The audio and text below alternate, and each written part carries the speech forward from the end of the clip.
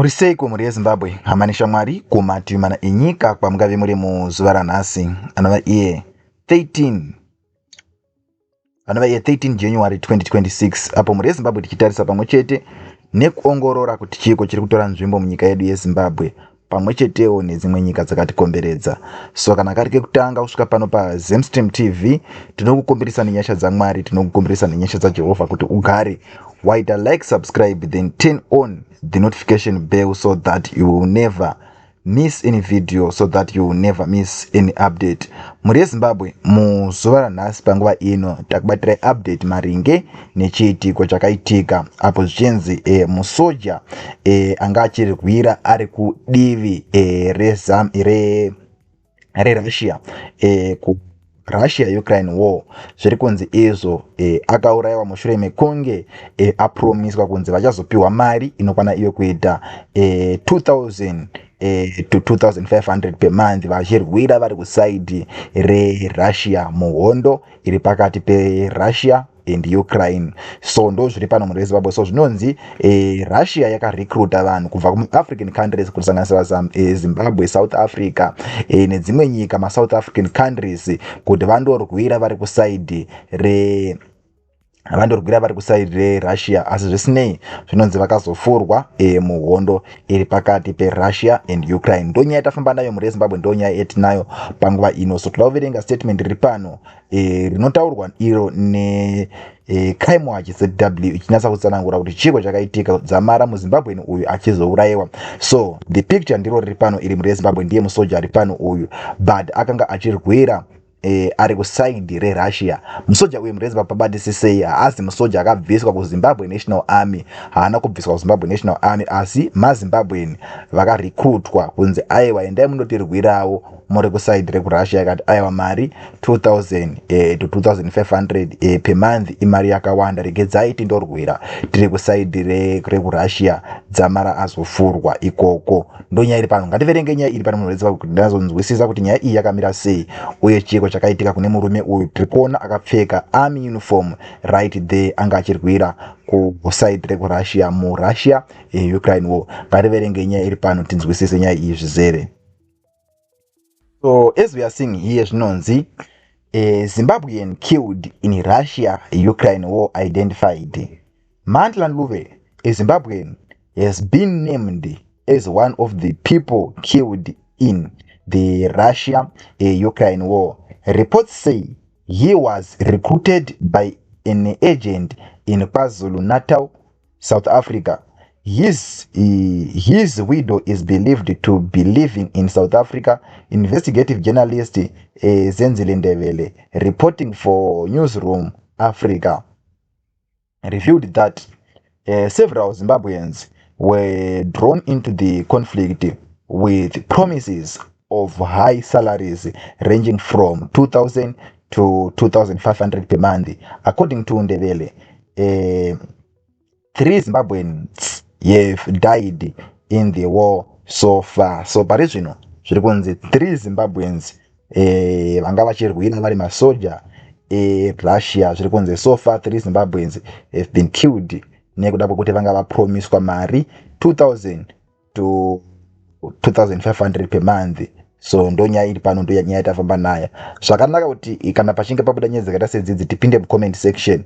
Mucomment section ndimo matinonga tichienzwa zvizere manje vanhu vachitaura muono wavo, mafungiro avo concerning this development. So without wasting your time, let us get in the comment section kuti tinzwe kuti muri yeZimbabwe iri kusvitambira sei.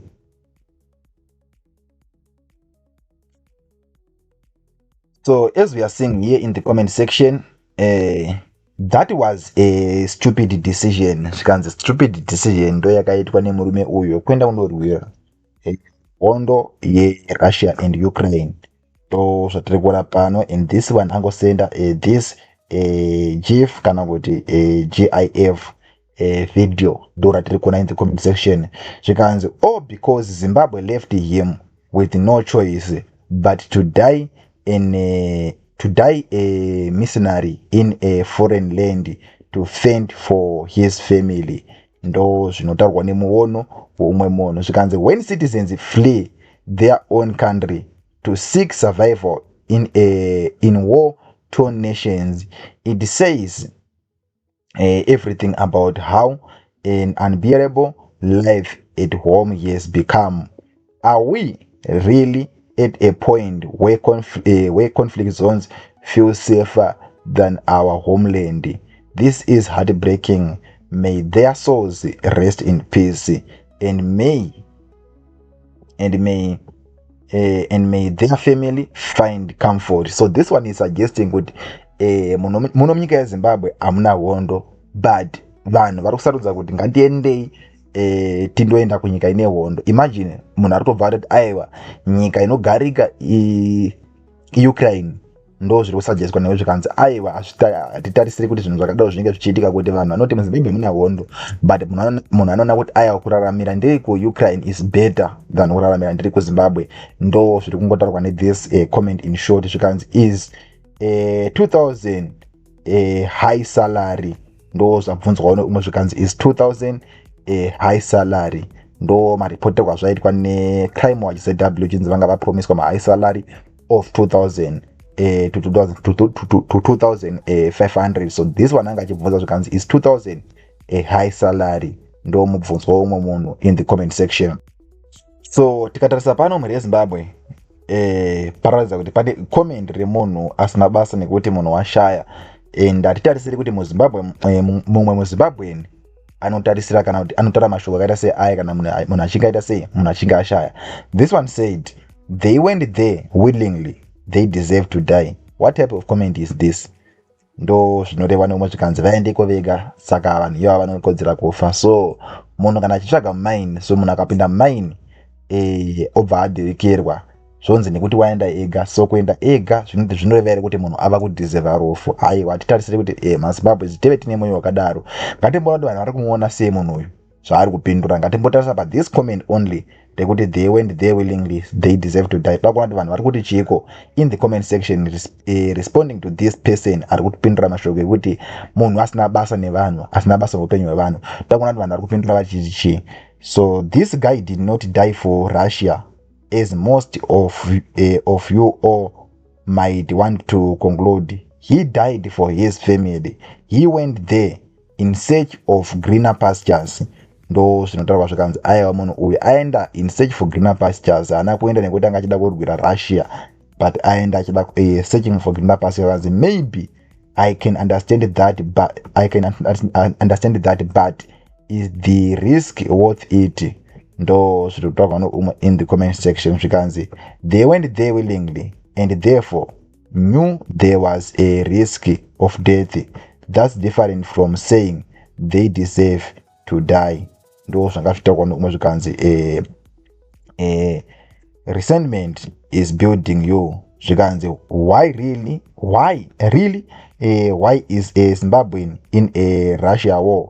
The only answer is money, no morals at all. Why would you feel sorry for a man who made decision on their own? So this person abva apindura zvakare achiti aiwa munhu angaita decision on their own. So this guy abva azopindura vanhu vanga achitaura in the comment section. So don't be quick to condemn him. Many of them are tricked into going under the guise of other jobs. Ndo zvinotaurwa zvakare neumwe munhu. So hatingapedzi zvedu macomments ari pano. This one wanga asingosuggest vachiti aiwa vamwe vananga vaendeko vachitrikwa nemamwe mabasa vachifunga kuti vari kuenda kundoshanda mamwe mabasa vasingazivi kuti vari kuenda kuchi, vari kuenda kuhondo. Ndo zvinosuggestwa neumwe munhu. So hatingapedzi macomments ese muri yeZimbabwe tichisosangana zvakare pano paZimstream TV tichizokubatisai kuti chiko chinenge chaitika munyika yedu yeZimbabwe.